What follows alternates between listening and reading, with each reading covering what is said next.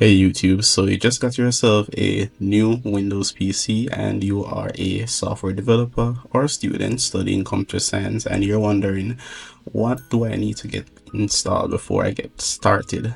So these are the 8 essential tools for software development. I'm going to talk about all the essential things you're going to need. Yeah, so it is this time of night. These are my specs for this PC. Let's get started. So the first thing you're going to want to do is install all the necessary updates that are out there for your particular OS. In this case, we're using Windows, and usually there are sometimes outstanding updates, so it is best we get those installed. Now, updates are always necessary regardless of what operating system you're using. As you can see, we have a variety of options, but for our needs, we're just going to go ahead with the regular updates, and once that's completed, we can get started. So what I like to do first is install Git. Git is a version control software that enables you to track your work, and you can either refer changes or stash or push, and this is how teams operate and utilize version control in the software development space. So Git is an absolute essential if you're gonna utilize this for software development or working amongst teams. So I'm just gonna copy that command, head over to our terminal and get that installed. As you can see here, we're moving through rapidly with the power of editing. So the next tool is going to be WSL, and WSL stands for Windows Subsystem for Linux. It is a feature that Windows allows users to run Linux environments, including most command line tools, utilities, and applications directly on Windows. And this is without the need for a virtual machine or dual boot setup. So it is very useful to developers who need to make use of Linux tools while also working in a Windows environment. Now, for this particular video, we're not gonna get too deep into it, but just know that it has a variety of features. So you can run Linux commands, you can install Linux distributions, Ubuntu, Mint, etc. But what I'm gonna do here is copy this command to install it into our command line, and once that gets installed, so just give it a few moments. Now our next tool is going to be Visual Studio. So this may be Visual Studio for me, might be IntelliJ for you. The point is, if you're going to do any type of software development, you're going to need an IDE. An IDE is just an integrated development environment. In my case, I do a lot of C#, .NET programming, so I require Visual Studio. It is the de facto tool in the industry. I know there are other tools out there you can use to build C# applications, but this is the official tool from Microsoft. And C# is a Microsoft language, so yeah. So right here, I'm just gonna go with a few selections for you. If you're doing same, probably just need that first one there, but for other development needs, you may need to select the others as needed. So you have Python, you have Node.js as other options, and if you're gonna do any of those development, this would save you time and just get those packages or frameworks installed as needed. So what I'm gonna do, I'm gonna go ahead and select all that's required and just let installation go through. Now our next piece of software is going to be VS Code, Visual Studio Code. Now this is also from the Microsoft family, but it is a widely used text editor used across the board for software development, web development. It is still the most popular text editor, if I'm not mistaken.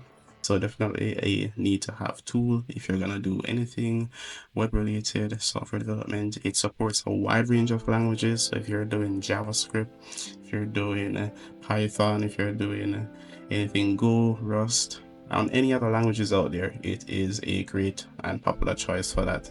So I'm just gonna go ahead with the installation. This should be pretty quick. It is really lightweight.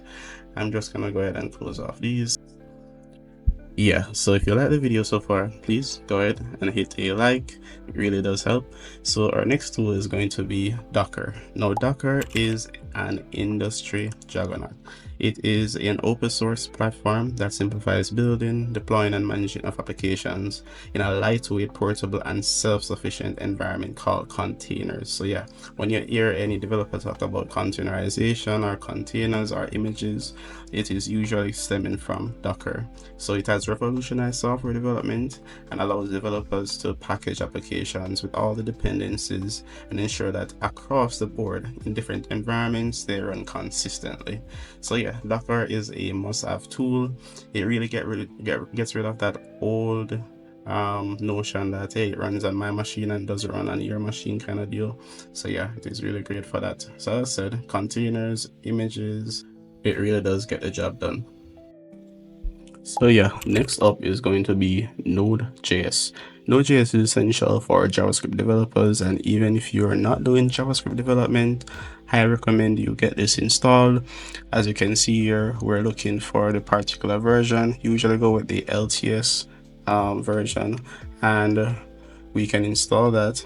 It comes with npm, which I'm sure most of you would have heard before, which is Node Package Manager, and it is great for managing packages. So think React, think Angular, think a lot of the frameworks or tools out there in the JavaScript space. They utilize npm and they need Node. Right, so next up is Postman. So Postman is a popular API development and testing platform. It is a tool used to simplify the building, the testing, and the documentation of APIs. So if you have a backend that you want to test, it is a great tool for that.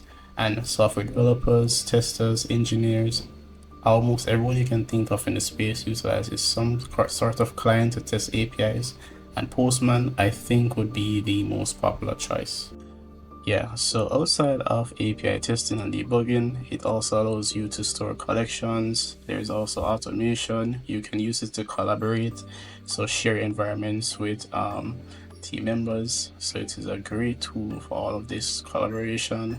It is also a great tool to create mock servers, or if you want to document your APIs, it is also great for that. So yeah, definitely recommend. If you don't have an account, that is fine, but if you do, you can go ahead and log in or sign it up for one right here, and it is not a requirement as stated.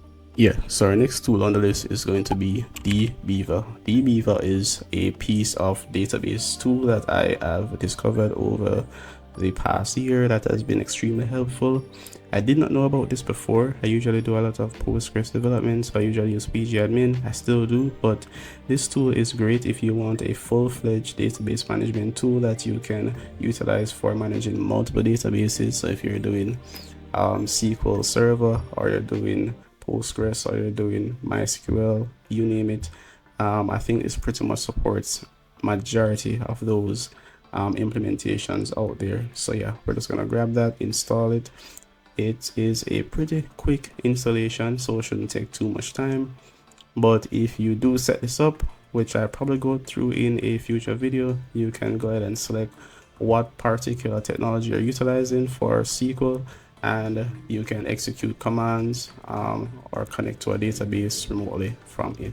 So yeah, I recommend. Great piece of tool that I just recently discovered. Yeah, so our final tool is going to be, you guessed it, Google Chrome. And yeah, I know the memes are out there. Edge is just a browser to download Google Chrome, which is true for most of the time. But yeah, Chrome is an excellent browser, especially when it comes to web development, software development. It has a lot of developer-friendly tools. It has a large market shares amongst browsers, so not just developers, but majority of the world utilizes Chrome. It's got a lot of extensions for development. It is open source, so yeah, there's huge positives for downloading Chrome as a web developer or software engineer doing any kind of development towards the web. This is the go-to tool. So yeah, these are all the essential tools that I like to get installed when I just get a new PC, new Windows PC at that. But if there are anything, or there's any other tools that you think I might have missed, please go ahead and drop that in the comment section below. If you do like this video, please go ahead and hit that thumbs up, and if you want to see more like this, go ahead and hit that subscribe